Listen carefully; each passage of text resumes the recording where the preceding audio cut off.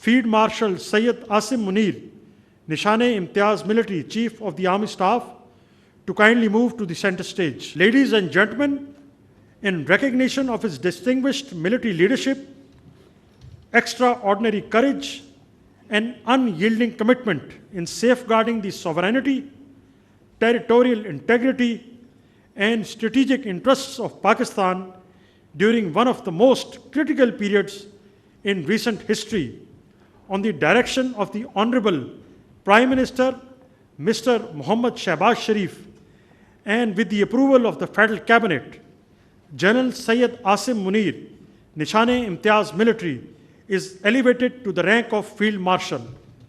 I now request the President of the Islamic Republic of Pakistan and the Prime Minister to kindly proceed with the investiture and confer the baton of Field Marshal upon Field Marshal Syed Asim Munir, Nishane-e-Imtiaz Military Chief of the Army Staff.